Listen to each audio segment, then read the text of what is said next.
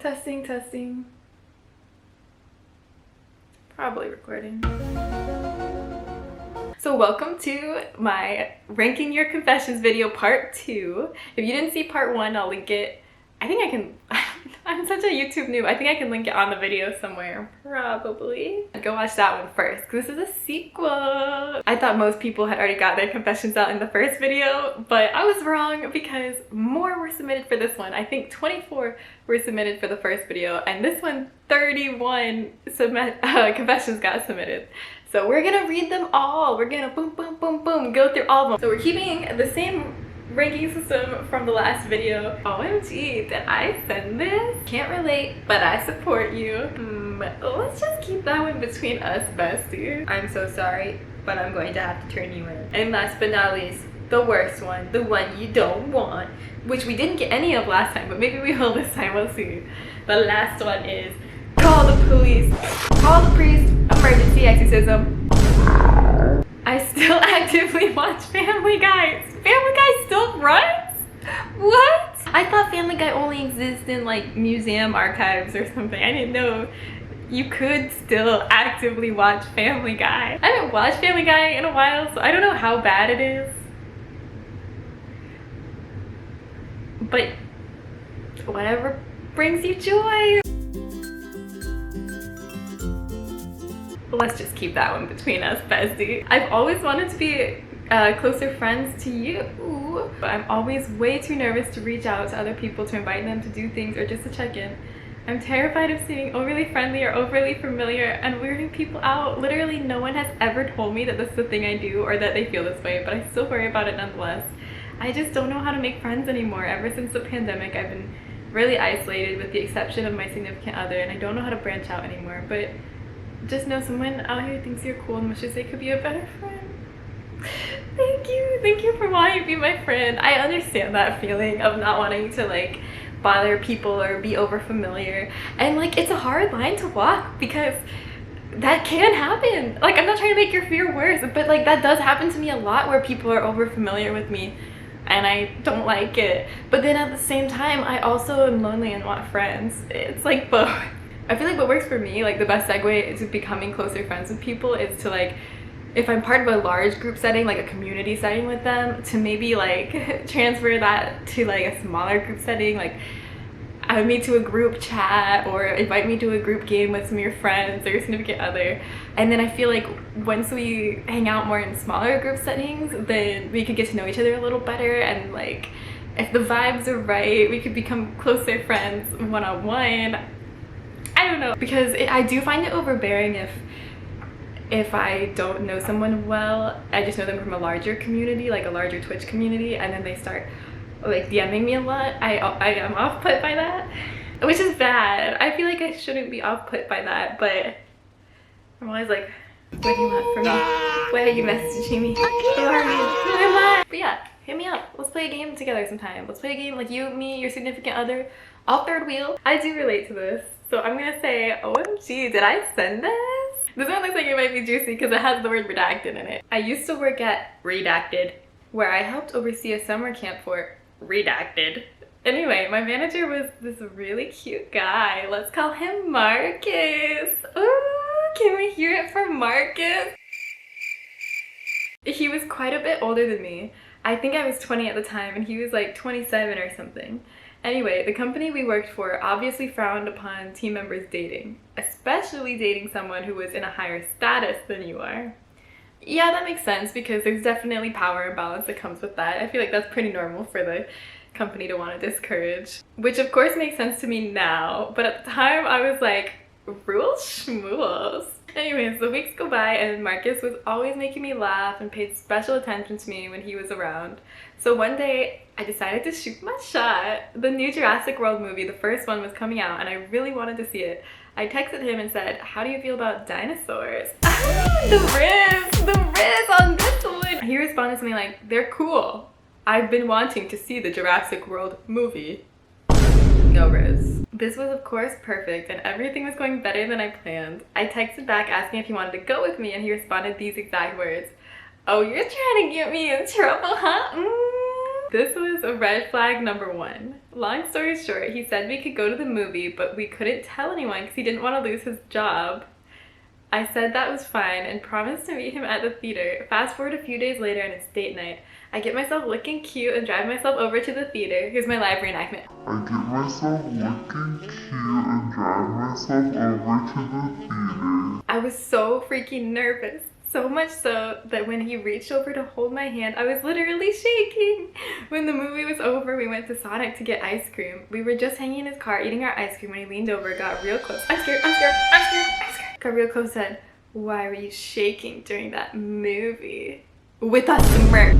Why were you shaking? I was mortified and just squeaked out, "I was nervous." He made fun of me for that and just thought I was so cute. I'm literally cringing writing and remembering this. Oh no. I'm scared this is gonna be one of those situations where it's like an older guy attracted to you literally because of the fact that you're like younger and nervous and innocent and naive and all that. Like, ugh. I'm literally cringing writing and remembering this. Anyways, we agreed to a second date, this time to his place to watch a movie. We did not watch a movie. Oh no, I say this like it was a really good sexy time, but it wasn't. No. He was such a lazy dude in bed, and to this day, the most boring sex I've ever had. I'm so sorry. But I was already head over heels way too fast for a dude who clearly had no interest in me. Eventually I figured out that he had never planned on making anything official and wasn't actually interested in me. He was just using me for a good time. Which would have been fine if that's what I had said I had wanted, but I had made it pretty clear I wanted something more serious. Eventually I got tired of being jerked around and being some big secret. He wanted to keep things secret even after the job ended. And I blocked his ass. I am now close to the age he was when we met, and I would never even consider dating a 20-year-old. I don't know what that dude was thinking or what I was thinking for that matter. I still have yet to ever hear from Marcus since then. Good riddance. I'm really sorry that happened. I feel like that had to be kind of like an icky feeling to realize that you were just being used. And I, as a 27-year-old, would also not be interested in a 20-year-old. So I'm right there with you. I'm not even 27. I can't relate, but I support you. So, when I was a teen, in the midst of puberty, I was on a flight with my family to go to Bangkok. The flight was about 4 or so hours if I recall correctly, but me being the horny teen I was, stop, where is this going? Stop, don't masturbate in front of your family. Yeah, I covered myself with a blanket, put on the dirtiest movie available. Remember, these are flight films, so it's probably like Footloose or something. And I did the deed. Nobody knows this. How sure are you that nobody knows this? What if you weren't as sneaky as you think and everybody knows this? What if everyone in your family knows this but no one has brought it up to you? Okay, sorry, that's like nightmare fuel. I'm sorry for even saying that. For your peace of mind, I'm gonna say yes, no one knows. Nobody noticed. But that's so funny. They like literally, I don't judge you. Can't relate because I'm not a horny person really. I literally never really like masturbated growing up or anything like that or watched porn. So I'm like the wrong person to relate to. I wish I could relate to you on this and be like, yo, to make you feel better, but it's probably normal. There's probably other people that can relate to you with more normal sex drives than me. So yeah, I can't relate, but I support you. I support you. Why don't you do it again? Let's go round 2. Call your family up. Be like, family trip to Bangkok again, part 2 in the big city, and then just put Footloose on and fucking do it again. No harm, no foul. Wait, I just realized I actually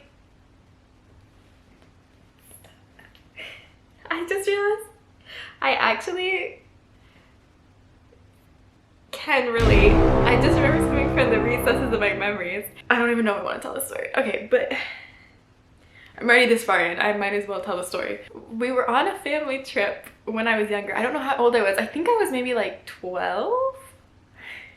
Probably. We were on a family trip and we were all staying in this suite that my parents got. And the suite had a jacuzzi bath. I woke up in a new Bugatti. And I was taking a bath by myself. Maybe I was even like 11, I don't know. And I discovered that it feels good if you put your right up to the jet on the jacuzzi. So I fucking discovering this and just took a really long bath that nobody questioned. Just enjoying the jacuzzi. Just enjoying the jets. With my family in the other room, my entire family. In the room, right on the other side of the door. So, long time but inconsistent lurker here. What's up, Gutbill? What's up? I have an AITA confession I'm curious about. Oh, I love giving my opinion. I'll try to keep it short, but I need to give the context because my friends still debate about it. Senior year of high school, I had a serious GF of 2.5 years. Let's call her Dahlia. Our parents were good friends and they were nice enough to pay for me to go out on vacation with them. I really liked her, but after being a good boy for so long, I accidentally slipped into my fuckboy era in college. You know, when you just accidentally slip into your fuckboy era, what can you do?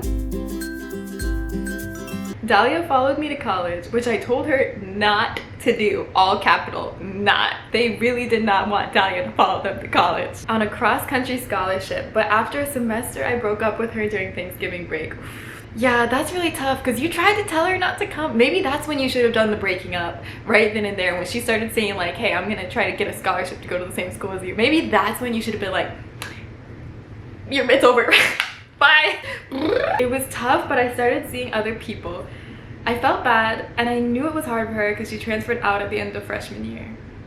Yeah, that sucks. I feel bad for Dahlia, but so far I'm like, I don't think this is your fault. So far. Now she had a core friend group in high school, 2 other girls. Let's call them Jenna and Maeve. You have such creative names. Dahlia, Maeve. You should be an author. You're good at naming characters. I was also good friends with them, but I found them pretty attractive. Oh, I see where this is going. It's now winter break and everyone's home. Dahlia and I had an overlapping big friend group and it was weird, but we all went to my best friend's holiday party he throws every year. I wanted to be respectful to Dahlia, but I couldn't control my attraction and had secretly been flirting with Jenna after the breakup. Oh, not Jenna! Not Jenna! Oh my god. I thought it was gonna be Maeve. I can't believe it was Jenna. Apparently, Jenna and I were not good at hiding this while drunk that night. What I do remember is trying to find a room upstairs and hooking up. All was well until my best friend's brother walks in on us. To be fair, it was his room. Is it really walking in on you if it's his room? He didn't walk in on you. You guys fucked in on him. And I stupidly didn't lock the door. He starts excitedly yelling, "My boy!" My boy! Oh my god! That's more embarrassing. This is what he should have done. Oh, sorry. Close the door, leave, mind my fucking business. I can't shut up about it no matter how much I plead. Of course, Dahlia finds out and gets pissed. I see Jenna for a few more weeks after that without really defining anything between us. Every year I also used to throw a New Year's Eve party at our lake house and invited our big friend group out once again, including the trio. Everything was going fine. I was avoiding Dahlia out of respect and Jenna and I were playing it really low-key.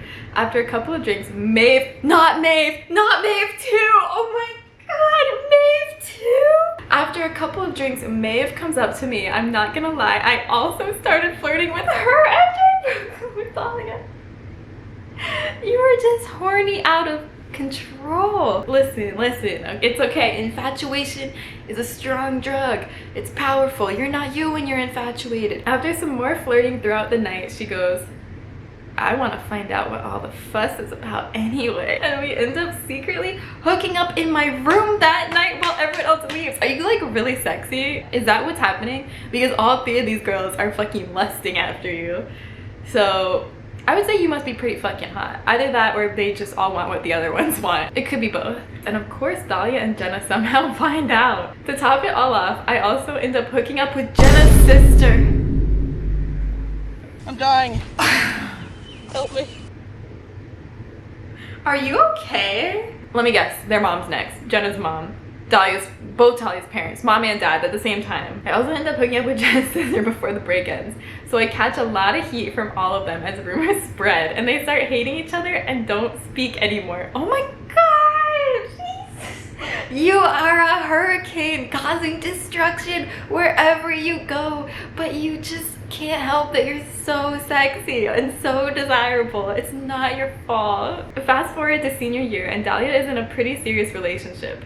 I hear from my high school friends they're gonna get engaged soon. Oh my god, yay, happy ending for Dahlia. Let's go, I love this. You get to fuck everyone in town. Dahlia gets a happy ending. It's win-win, everybody wins. This is great. Oh no. I start missing what I had. What is wrong with you? What is wrong with you? What is wrong with you? This was almost a happy ending. Everyone almost got out of this scot-free, got what they wanted. You got to fuck everybody in the world. She got to be engaged to someone she cared about. It was all gonna be perfect. Why are you ruining this? And I reach out to her. You know that's not gonna last. I know you. You're an anonymous person. You think I don't know you? I see into your soul. You don't really love Dahlia. You just want what you can't have. You have a problem. As soon as you're with her again, you're gonna get bored of her again. I'm calling it. That's my prediction. You're gonna get back together with her and then you're gonna get bored of her and then you're gonna break up again. Let's see. After some flirting, convincing, and defending myself, I talk her into visiting me to catch up. Oh my god. We hook up almost immediately and spend the week together. She starts telling me she isn't sure if the guy she's seeing is the one. Yeah. Doesn't sound like she is sure. They were in some sort of fight and I make some promises to keep up with her, which I admittedly don't really intend to keep. Oh my god, you're a disaster. You're a disaster. I was with you. This is my rooting for you scale. First half, yeah, have sex with everyone. Second half, oh no. Oh no, you're the villain. A month later, she stops responding to me, which deep down I'm relieved about. I find out why when I see her engagement posts on Instagram. Oh. Yeah, she probably was like, look, maybe this dude that I'm marrying isn't as fucking sexy as Anon. Maybe he's not like a fucking sex bomb who's so hot that all my friends want him. But he's reliable, he's faithful, he loves me. He's not gonna fuck around and fuck my friends and all their sisters, so I think she made the right choice. To this day, my best friend calls me and asks for breaking up a friend group, hooking up with them, reaching out to my ex when she was getting with her new husband, who she was complaining about a month before her engagement. My question to you and Gubville is this: am I the asshole? Disclaimer, I definitely moved past this stage and I'm entering my dad era soon. Yes, you are the asshole, but it's okay because it's a very human and kind of understandable. You were weak to the laws of attraction. Like, I get it. I'm also someone who feels more attracted to someone if I can't have them, for sure. But I feel like as you mature, you learn to control that and to recognize that in yourself and not feed it. So to not hurt people and get into these kinds of situations. So I can relate to this, especially when I was younger. I wanted whoever I couldn't have. I was a problem, like you. So, but I learned. I'm so sorry, but I'm gonna have to turn you in. Come on, put him up, I'm cuffing you. Let's go. So to begin the story, you gotta know, I'm a cis straight man. Call the police, emergency exorcism, now! No, I'm kidding.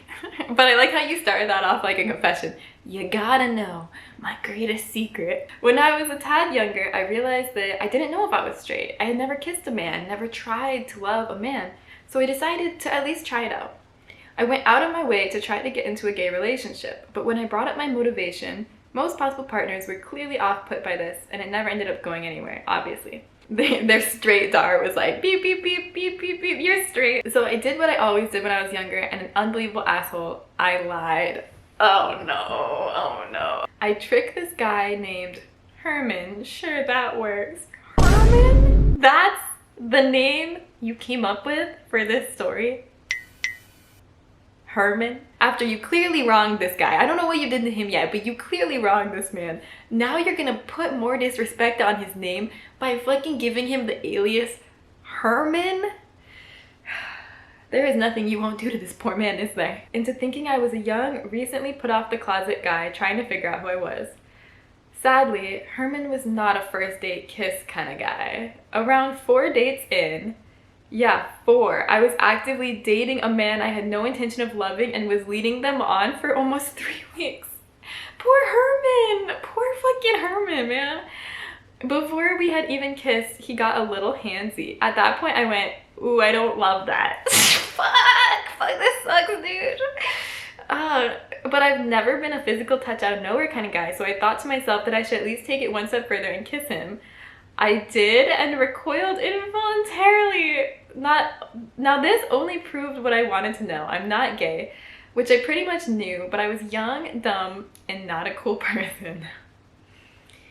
It was not a cool thing to do to Herman. The reason I am saddened by recoiling is because before I could explain to him, he ran off. When I tried to call him about 20 minutes later, he had already blocked me, and I didn't know where he lived. Because of my misplaced curiosity and lying, I've likely done irreparable damage to Herman's confidence, and this is one of the leading causes that I have tried to become a better person. If I ever have a big enough platform, I want to talk about this openly to hopefully have it find him and give the guy some closure, because that is probably one of my biggest regrets. You know, I think you should just leave Herman alone. I don't think you should try to find him. I don't think you should try to get closure. I don't think you should try to explain anything to him. I think you should just leave Herman alone at this point. Herman's probably past it by now, I would hope. He's probably older, matured, healed, maybe find someone that he loves. Like, he's probably doing just fine, and he doesn't need to be reminded of the time that some straight dude kissed him and recoiled and tricked him. Like, I don't know if that makes it better. I don't know if it will make it better if you tell him that you tricked him into thinking you were gay and you actually weren't. I'm so sorry, but I'm gonna have to turn you in. I'm sorry. No, like, you were young. We do stupid, selfish things when we're young. You just wanted to know for sure. Although, I feel like you didn't need to go that far and involve another person to know for sure. You should just do what the rest of us do and go type in "Am I gay?" quiz on Google. Maybe, like, look at some pictures of naked guys. I don't know. You didn't have to involve another living human being. But of course, I know you know that now. You're older, you live and you learn. Can't believe you fucking named him Herman. After all that. No, the air conditioner turned on. Now my audio is gonna be bad. I don't care. I'm not waiting for it to turn off. All right, next one. Let's go. So back in the day, my then GF started to work as a background dancer for a music act. That's cool. And she moved away from our home city for this. I used to call her quite often, but due to her work schedule, she wasn't at home much. So I started to leave messages on her answering machine. I'm just gonna make my prediction. You left a fucking sexual message on her answering machine, and her mom was at her house and heard it. Okay, that's my prediction. Lock it in, lock it in, lock it in. I never actually visited her at that apartment because I was still in vocational school and my time and money was rather limited. She usually came back to my place when she had time off. Anyhow, after one of the messages I left, she told me that her roommate told her that she was sleeping next to the phone and that due to the sound of my voice and the content, she was having a very... What? Wait, what? Wait, what? Am I reading this correctly? I don't want to be reading this correctly. She was sleeping next to the phone and due to the sound of my voice and the content, she was having a very, let's just call it a nice time. We laughed it off, but without her knowing, I found out the schedule of her roommate and left a lot of messages on the answering machine when I knew she was alone in the apartment. You dirty dog. Oh my god. You were into this? You liked it? Oh my god! I never actually met her and I broke up with my GF after 5 more months or so, but it gave me a little confidence boost. My camera card got full again and it cut me off in the middle of that story, so you didn't get to see my reaction, but I was like straight up I was so shocked at that last one. But I'll just for completion's sake, I will finish reading. It gave me a little confidence boost to know that my voice was enough to get somebody off. I can't believe you basically had like this secret sexual relationship with this person without them even knowing that you were doing it on purpose. I think for that one, oh my god, I don't even know what to rate that. I'm so sorry, but I'm gonna have to turn you in. I feel like that's really on the borderline of cheating, but to me, I think that might qualify. But you know what? I'm glad you got a confidence boost though. These confessions this time are juicy. Like, they are scandalous. You guys are really letting me in on the dirty secrets. On the last video, I was just saying, can't relate, but I support you. Can't relate, but I support you for almost every single one. But this one, I'm like, turning you in, turning you in, turning you in, turning you in. I bought a butt plug as a joke, but now I kind of like it. Let's go discovering things you like sexually. I love that for you. I'm so happy for you. I can't relate, but I support you. Long story short, my stalker story. When I was 18, I downloaded a dating app and matched with a girl. We talked for a while on the app and we exchanged phone numbers to continue chatting outside of the app. I don't know what the fuck happened, but we ended up sexting. I was new to this experience. Oh my god, you're 18 and it was your first time sexting? Maybe I was just an early bloomer. I was new to this experience and I was enjoying it. The sexting continued for about a month, and one day I just told her, we can't do this anymore because I lost interest. Look, it happens, but the way you phrased all that was like really funny to me. You know, things are heating up, we're sexting. I can't do this anymore, I lost interest. I mean, hey, good for you for knowing what you want, communicating it, telling her when you lost interest instead of dragging it out. You're doing great. However, she wasn't happy about it and kept messaging me asking why. Oh no, I don't like that, I don't like that. When someone tells you they're done or they lost interest or they don't want to be doing what they're doing with you sexually or romantically, fucking leave it, move on, go the other direction. I don't like it when people will not accept it's over. She would spam messages to the point that I finally couldn't stand it and blocked her on the messaging app that we used. It was quiet for a few days until one day I kept getting calls from the same number and I picked up. No. Turns out it was her. For the next few weeks, she kept calling and I eventually blocked her phone number entirely. And then she actually found my IG and started spamming me with DMs. As usual, I blocked her. A few weeks passed. She found me at my apartment building? No, no, no, no. And would stay at the lobby for hours a day just to wait for me to show up. Did she not have a life? How is she taking hours out of her day to just wait for you? Something is not right. Eventually, I couldn't take it anymore because I couldn't even leave my apartment. So I called the police and eventually I had to get a restraining order for 3 years. After that, I never heard from her again. You know what? That's the first time I've heard a stalker story where a restraining order like worked. So, fuck yeah. That's awesome. I'm glad that had a resolution and a happy ending and this person is not still bothering you, because that's terrifying and I'm so sorry that happened to you. I'm gonna say I can't relate, but I support you. We got another long one. You know what? I want to credit MLM Girl. I think because in the first video, MLM Girl was like really the only person to have a long narrative confession and most people's were short and to the point. But I think MLM Girl inspired some storytellers in you guys, because this time we got lots of long ones and I love it. I had my first and most romantic kiss as a teenager while volunteering at a super Christian camping festival. Me and this other volunteer girl, who were the same age, met on the first day and we were both working in the kitchens. Kitchen romance. I don't know what a kitchen romance is. We instantly got on really well, both nerdy musical types. I was young and clueless, so I didn't realize at the time, but yeah, we definitely flirted. Our tents were set up next to each other, and so after the day of work, we spent the evening just chilling. And then when it got dark and the stars came out, we watched the stars together. And I pointed out the constellation stars. Stop!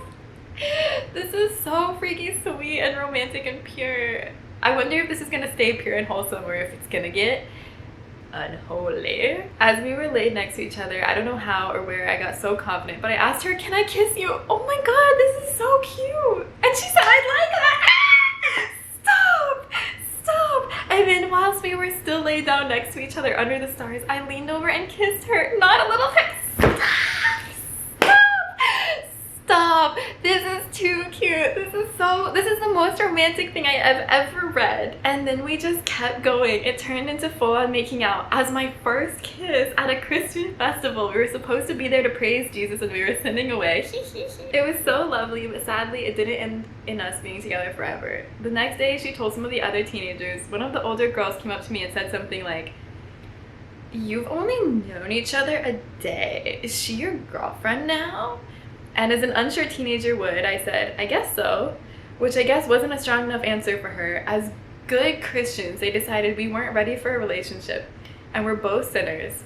And the best thing to do for us both was to keep us separate. Fuck them! I barely saw her the whole rest of the festival. I didn't even get to say goodbye to her as she left early on the last day before I had the chance. We lived quite far from each other, I think, so knowing everything I do about relationships now, it probably wouldn't have worked out anyways. Nearly 10 years later, and I still think it's one of the most pure and romantic moments I've ever had. But yeah, that's the story of my first kiss and how I'm an evil sinner. That's so cute. I love your story. I can't relate, but I support you. I love that for you. That sounds like such a romantic first kiss, and I'm sorry that it kind of ended badly with them keeping you separate and you not getting to see her again. But you know what? Maybe it would have just gotten spoiled if you all had kept in contact and it would have gone bad. It would have turned sour. Who knows? Now at least it can always live on in your memory as a sweet, pure, wholesome, romantic moment. In high school, I used to cycle to school. One time, I found someone had let my bike tires down and I got so angry that I kicked the wheel. It bent from that kick. Much more expensive damage than just new inner tubes. Uh-oh. So then I had to carry my bike all the way home. No, when I told my parents, I didn't tell them I was the one who kicked the wheel. And so they wrote a letter to the school to explain that someone had let my tires down and kicked the wheel in. Luckily for me, where the bikes are stored had no CCTV, so there was no footage of it happening. And the bikes were stored at the other side of the school to the main entrance, so nobody saw me. Unluckily for the kid that started it all, someone had seen him going to the bikes at lunch. Oh no. When they caught the kid, he admitted to popping the tires but said he swore it wasn't him that kicked the wheel. The school punished him much more harshly for causing damage and trying to get out of it by lying about how much he did. No! No! No! I think because of some other things he did before, he was even suspended from school. I do feel a little bit bad for him to this day, and I hope that mark on his record didn't hurt his future too badly. But also, he was a bully, and often it seemed the school wouldn't care what he'd done if nobody was hurt. So, in my opinion, that was his justice. Alright, bestie, let's keep this one between you and me. Look, it ain't great, but I get why you lied. That would have been embarrassing, and you'd probably have gotten in trouble if you had admitted to your parents that you had kicked the wheel and it was the perfect scapegoat. So, you know what? He was a bully! He was a bully, and he did pop your tires, so it's fine. Let's just not tell anyone about this, okay? I'm on your side, but we cannot tell anyone. Definitely not all of YouTube. Definitely not that. As a teenager, I was kind of crushing on a girl I was dancing with in our school dancing class. I wasn't sure she liked me back, and I didn't want to ask her out since it would make our future dance practices really awkward in case she said no. So initially I brushed it off and we were just being friends for the rest of the school year. Unfortunately, by the end of the year, I still liked her and decided to try asking her out. Yeah, that's what happens if you have a crush. It usually doesn't go away if you just don't do anything about it. Since there is nothing to lose now, true. Since school ended, we weren't gonna see each other regularly, so I had to text her about it, and it didn't go well. No, I'm sorry. She was really confused about the whole thing and was being distant, and rightfully so, because, and here is the quick kicker, my crush had a twin sister. And apparently I had accidentally been texting all of that to her sister. Oh my god. You couldn't even tell them apart. No, hey, that's not your fault. It's not like, okay, it would be worse if it was in person and you were like confessing this all to her twin sister and couldn't tell them apart. But it's over text, so, you know, it's just an honest mistake. I didn't catch on until she literally said, "Did you mean to send this to my sister?" Which is the most horrifying text message I've received in my life. Anyway, she laughed it off, but I was unbelievably embarrassed and never texted my actual crush after that. In my defense, they had really similar profile pictures at the time. They were identical twins. They both had similar 3-letter names, and I was friends with the sister too, so she was in my contacts and message history. But still, I can't believe I messed up like that. Can you laugh at this so I feel a little better, please and thanks? Done and done. I already was laughing at it. That's so funny, and I'm so sorry that happened to you. But you know what? It was an honest mistake. Honestly, if we're being real, she definitely told her sister. Her sister knows. Your crush knows everything that happened, so. There's no way she didn't tell her sister about that. But you know what? It's in the past. Good times, good times. We're here now. We're in the future. Can't relate, but I support you. When I was in high school, I had a girl come over when my parents weren't home to watch a movie and see what happens. I had a cat that would go outside and he started meowing to be let out, to the point it became annoying. I let him out and he never came back. I still feel guilty because I let him out so it would be more romantic, and if I hadn't had her over, I would have been in my room and not let out my cat that night. P.S. Nothing spicy ended up happening that night either. No. It's not your fault. It's not your fault. This is a regular occurrence, you said. Like, you would let the cat outside. So, you know, maybe you wouldn't have done it that particular night, but you couldn't have known that. Honestly, from what I've heard from animal activists and stuff, no cat should be outdoor cats. It's not safe for cats to be outdoor cats. All cats should be indoor cats. But you know what? It's really a normal thing that a lot of people do, and you're young. I don't blame you. You didn't know any better. Your cat liked to go outside, so you let it outside. I wouldn't take that on. But now you know. Can't relate, but I support you, and I'm so sorry that happened to you. Oh my god, this one starts with Dear Jen. So formal. Dear Jen, as a 4th grader, I wore a retainer. One day during lunch, I took my retainer and I put it on a napkin. When it was time to clean up my area, I did so. It wasn't until later that day in a class that I realized that I didn't have my retainer and remembered where it was last seen. It was at this moment that I broke into tears, and after okaying it with my teacher, I rushed to the lunchroom. I then proceeded to dig through the trash cans on lasagna day. Lasagna day! Fate was against you! To try and find my retainer, which was clear. No such luck. Later that day, I headed home and confronted my mother. I was too scared to tell the truth, so I said, Mom, I lost my retainer today. I was running through the playground and ran into another kid and it flew out of my mouth. We looked for it for a few minutes, but we couldn't find it. I was sure this was the key to getting through this. Unfortunately, I overheard my mom on the phone with the principal asking if we could go search the playground that afternoon. Oh god, now you gotta commit. Now you gotta fucking search the whole playground. As she hung up the phone, I confessed and told her the true story. Oh my god, good for you. That's big of you. That's a first in all these confessions. Wow. The honesty, the maturity, the growth, the owning up, the taking accountability. We love an honest queen / king / monarch. She was too embarrassed to call back and say, never mind, my child was lying to me. So she made me go to the playground and walk around for an item that we both knew wasn't there. Okay, I actually love that your mom was in on it though. That makes it so much better that she's kind of your partner in crime now. I had to do that for 30 minutes while she sat in her car reading Country Weekly. Does this make me or my mom a bad person? Signed, an adult that still doesn't have a replacement retainer. I don't think it makes you a bad person. I think it's like really normal for kids to lie to their parents about how stuff happens so that they won't get in trouble. I think that's like super normal, and I don't think you had any malintent or meant it wasn't and you almost got away with it, and it almost didn't hurt anybody, but it ended up hurting you. I don't think it makes your mom a bad person. Honestly, I feel like that's a pretty fair punishment for lying, is having to commit to doing the search based on your lie. I think it's fair. I think it's fair. I'm sorry. I'm with your mom on this one. I'm not about to call a school and admit that my kid lied to me either, okay? I can't relate, but I support you. You did the crime and you did the time. When I was in 3rd or 4th grade, our school bathroom had a cinder block ledge below the blacked out windows, which was just to the left of a trowel-style urinal. My friends and I thought it would be hilarious to stand on the 3-foot-high wall and pee into the trowel from a few feet away, at least until one of us snitched and we all ended up in detention. Our detention was to stay after school and help the janitors clean up and take out the trash.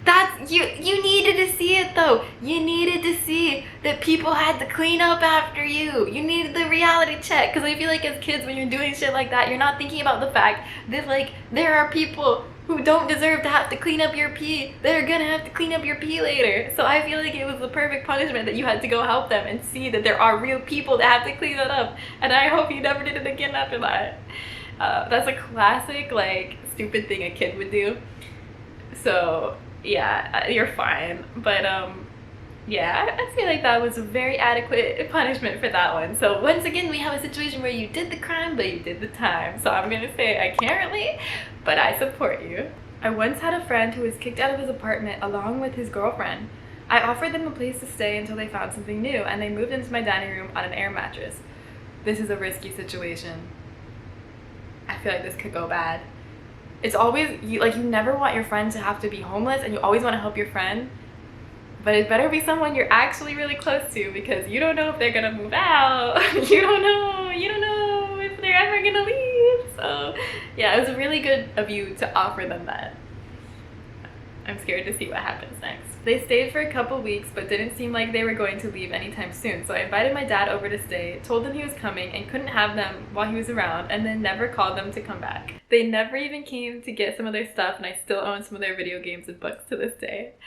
Okay, so it took me a second to realize what you're saying, but you were saying you told them like, oh, they just have to move out temporarily while your dad's there. But really, you never wanted them to come back, and you never gave them the okay to come back. So I see what you're saying. Okay, obviously this is not ideally the way you should have handled this. Like, yeah, it's a really awkward situation to be in, and it's hard to know how to kick someone out, especially when you care about them, when they're kind of overstaying their welcome. You probably should have first tried to have an honest conversation with them before resorting to trickery. Not gonna lie. But you did what you did. I'm gonna say, let's keep this between you and me, okay? Let's not go tell anybody. I grew up taking piano lessons. I had 2 different teachers, but the first one for about 8 years. I was her eldest student in the area and her most advanced. I called and quit on the day of the recital and didn't show up to perform. It's okay. I'm sure she was disappointed, but that is your right. You reserve the right to quit anything you want, at any time you want, and ghost anyone you want, and bail on anything you want, okay? That's other words to live by, okay? You did nothing wrong. I support you, because I'm also a quitter, so I'm gonna rank this one. OMG, did I send this? I am also a serial quitter, especially when I was younger. I would quit every club, every commitment. At some point, I would just fucking quit. And sometimes it's right before something really stressful was coming up that I had committed to. But, us quitters, we gotta look out for each other out here and protect our right to quit anything we want at any time. This one starts, I'm gonna be as brief as possible, and I can already see it is incredibly long. So, oh my god, it's so long. Okay. Are you ready for the briefest possible story you've ever heard? I'm gonna be as brief as possible. Apologies in advance. We will use fake names, of course. I was dating a French girl, Elise, and we moved in together along with her previous Italian roommate, Francesca, to a bigger apartment complex. We got to know this other apartment in that complex really well because we knew the previous people who lived in there. And every new person who moved into that apartment just happened to be cool, and we all meshed really well. It was quite a nice family. We would play Mario Kart, go on trips to the country, throw each other birthday parties, all great shit. This is like dream level. That's amazing. Like, you had a whole community, you had a group of people that liked to hang out and got along. It was like a family. I love that for you. I already know this is gonna go wrong, and I have a suspicion that it might involve Francesca, but we'll see. However, when this other French girl, Leia, moved into that other apartment, Francesca started getting very flirtatious with her, almost to a fault, as Leia was clearly just being nice and not reciprocating. Oh no, yeah, that sucks. This freaking sucks for everyone involved. It got to a point that Leia asked my girlfriend Elise if she could talk to Francesca about it because the flirting was escalating more and more as we got to know them. Oh my god, this is the worst when someone's like flirting really hard with someone that's clearly not interested and they're not taking the hint. Like, I feel bad for the person that's not getting the hint, that clearly isn't the other person that feels the same way, but I also feel really bad for the person who's getting all this unwanted attention. Like, oh, it's just uncomfortable all around. I've seen friendships, or I've seen situations like this in friend groups, and it's not good. It's not a great situation to happen. To my knowledge, a conversation was had, but it didn't stop Francesca.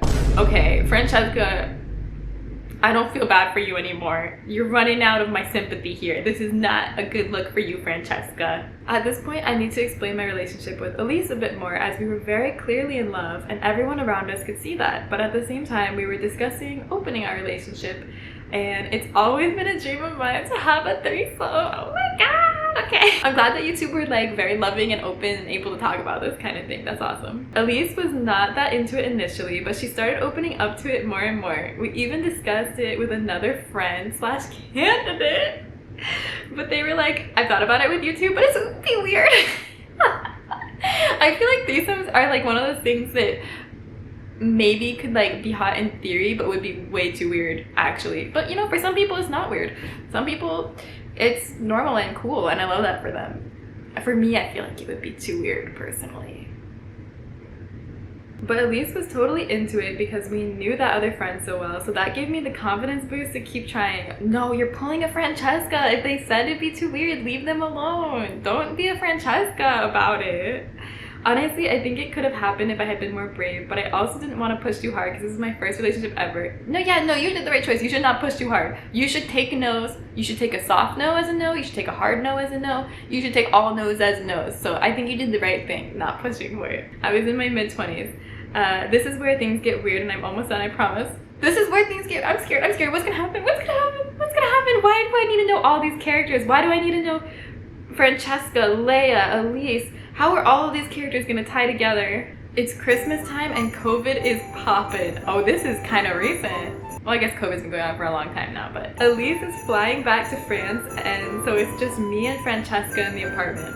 Another important thing about me is I have a lot of emotional baggage. I'm sorry for laughing at that. I'm sorry. That was mean. I don't know. The way you phrased it was funny though. Like, one thing about me is that I have emotional baggage. I'm sorry. I didn't do that. Okay, I'm serious now.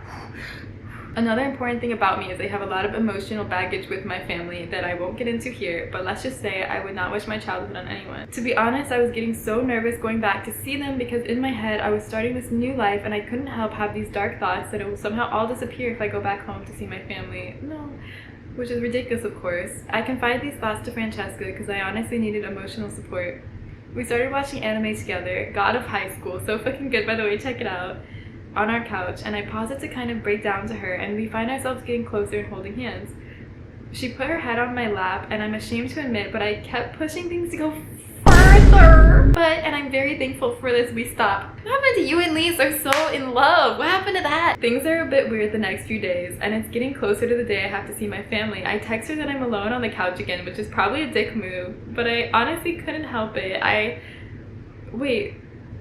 Is Elise still not home? Where is Elise? I'm literally calling her right now. Beep, boop, boop, boop. Elise, come get your boyfriend. I text her that I'm alone on the couch again, which is probably a dick move, but I honestly couldn't help it, and I try even harder, but we just fall asleep spooning on the couch. So honestly, in my head, everything worked out okay.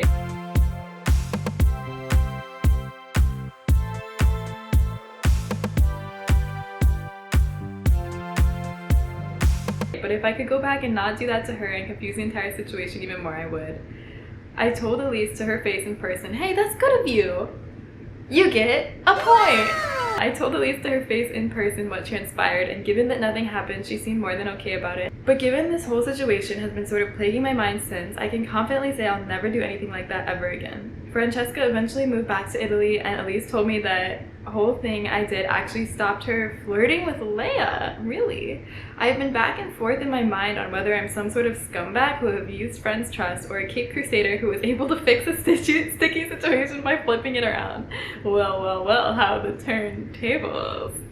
Me and Elise eventually broke up too, due to us finding jobs in other places. I get that I don't come across as a great person here, but it was definitely a learning experience that I'll never forget. If you have to turn me in, I'll completely understand. Presents both hands and we can't come.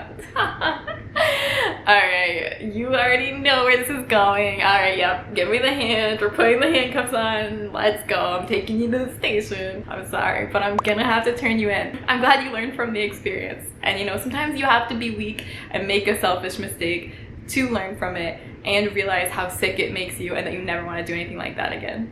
I'm still overwhelmed with guilt about breaking up with my ex. I miss them a lot, but I know things just weren't working. Because of the guilt, though, I'm terrified to date again. I'm so sorry. You know, there's a reason that you ended it. You wouldn't have gone as far as to end the relationship if it was working, you know, if it was right. You just gotta remember, when you feel weak and you like miss being with that person and you miss the inside jokes you shared or the rituals you had together or just having someone close to you, you gotta remember the reasons you broke up with them in the first place. And the last thing you want to do is reopen that wound and end up having to hurt them again. So I think you just need to leave it, and I think you know that. And I'm really sorry that you're so troubled by guilt, and I'm really sorry that it's scaring you from dating again. I relate to this really hard. I'm in the same boat. Literally, I'm in kind of the exact same boat as you. So I'm gonna rank this as OMG, did I send this? Because I don't want to date again or get involved with anyone again for the exact same reason. I don't want to hurt anyone again. And I think that's what you're feeling right now. It's probably, if you're terrified to date again, it's probably for the best to take a break from dating for a while. That's what I'm doing. And maybe one day it'll feel right again. Who knows? But I wouldn't force anything. I wouldn't force anything before you're ready. My love to you. I started dating my first girlfriend when we were both in 7th grade. We started hooking up in 8th grade and kept doing it until we broke up in 10th or 11th grade in open door rooms right around the corner from parents. Okay, when you say hooking up, are we talking about sex? Because you did call it doing it, and I feel like doing it usually means sex right around the corner from parents, backseats of cars, locked door rooms, etc. But we're only sort of caught once and never got in trouble for it. I feel like that's just what being a teenager is. I'm gonna say, OMG, did I send this? Because honestly, when I was a teenager, me and my boyfriend were hooking up at Latin competitions, in between rounds, like in closets, like in cars, movie theaters, literally, not full on sex, but you know, like hand jobs and stuff. So, you know, that's what being a teenager is all about. Having terrible, embarrassing, exposed sex in the worst places possible because you are so desperately horny and have nowhere safe to go where you're allowed to have sex. So when I was like 10 years old at my grandparents' house, my little cousin kept bugging me to let him use grandma's computer, but like, WTF, I was literally in the middle of playing Club Penguin. So I made a deal with him. If he played a specific computer game, I would let him use the computer. But the game I made him play was one of those screamers.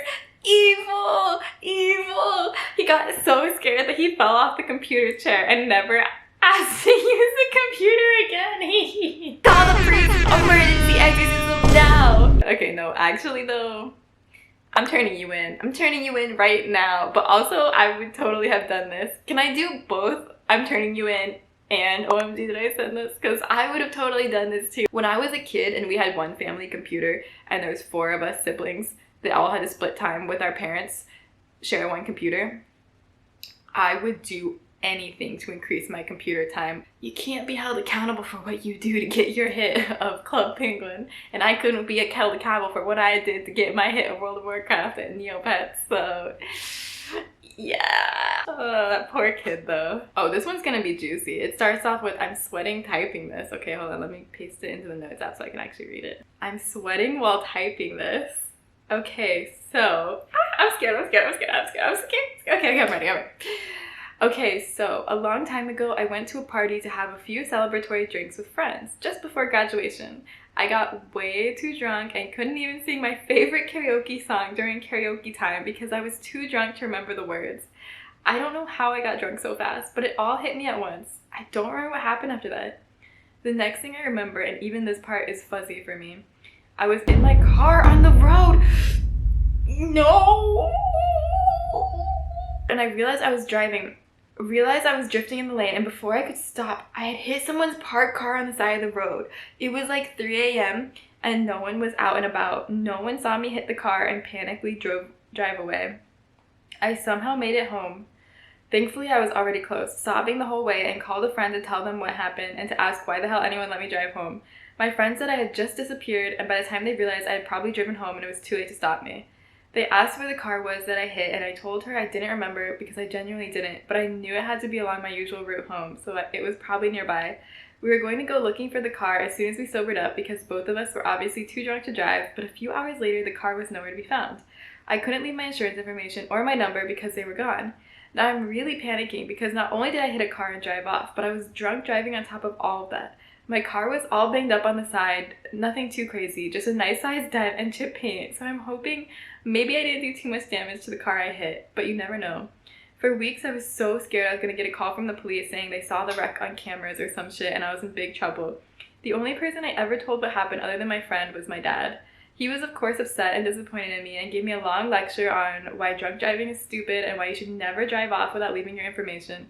He swore me to secrecy and told me not to tell anyone else ever just in case it got back to me. I still feel guilty about that incident to this day and I'm just so glad I didn't hit a person. Me too. That's my worst fear. I've never drank and drove and I never will again, and I never will. I will never put myself in that situation again. Friends, if you're going drinking, always have an exit plan that doesn't include you driving your own vehicle. You know what is most important here? You didn't hurt anybody, you didn't hit a person, and I am so relieved for that, and I think it's time to let this go from your conscience. It was a stupid mistake. You should have never done it, but it was a mistake. You learned from it, and you're never gonna do it again, and thank God you didn't actually physically hurt anyone. So this is me giving you permission to let it go. You learned from it. You're never gonna do it again. It's okay. Listen, bestie, let's keep it between us. I won't tell on you because I can tell you genuinely feel really bad about it and you're not gonna do this again. And it sounds like you were really drunk and you don't even remember getting behind the wheel. So, you know, it's hard, especially when you're like new to getting drunk and you don't know how you're gonna act in that situation. But now you know, and now you know to always have an exit plan.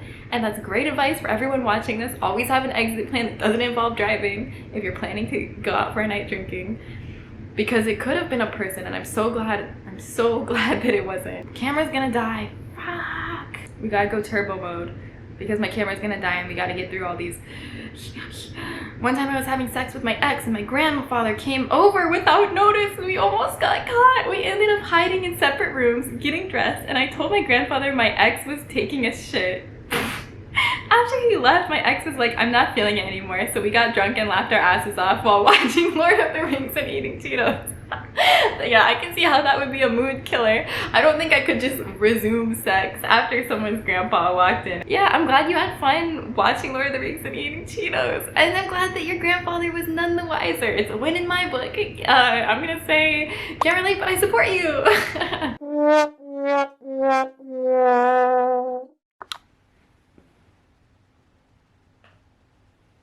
Okay. My camera died. Sorry. Okay. My camera died, but I had another battery charging because I knew that would happen. I knew this video was going to take longer than one battery could handle because you guys made me 31 freaking confessions. My makeup's fading. I'm fading. My camera's fading. Let's fucking get through the rest of these. It's 3:40 a.m. Let's go, let's go, let's go, let's go. Hanging around with the wrong crowd, as we do growing up, I would hang out with the druggies in my year, parentheses. In order to get enough money to get high off a dealer, we would collect all our pocket money from the week and any cash lying around on the floor and add up the total. What happened was we were really short for cash and a football club not far from my house would be available for training. They would leave the window open at the back and we used to sneak around the slides, climb through, and go through all the footballers' wallets one by one to save up for the weed. Oh my, you little fucking band of thieves. Now, we only did this twice because ultimately I felt ashamed as I wasn't a thief or stole anything in my life, and to this day that was the only thing I've stolen in my life. My parents don't know about this to this day and I'm age 34. We used to get easily 60 to 80 pounds every time. At least I think that's the pound symbol. Oh my god. I love a heist. Love a good heist. Great story. Don't do that again. Don't steal from people's wallets. It's not nice. You don't know what those people are going through. You don't know if those footballers needed that cash and you don't know their life. So yeah, not good. Don't do that again. Bad. But you know what? You know it was wrong. You never did it again. You learned from it.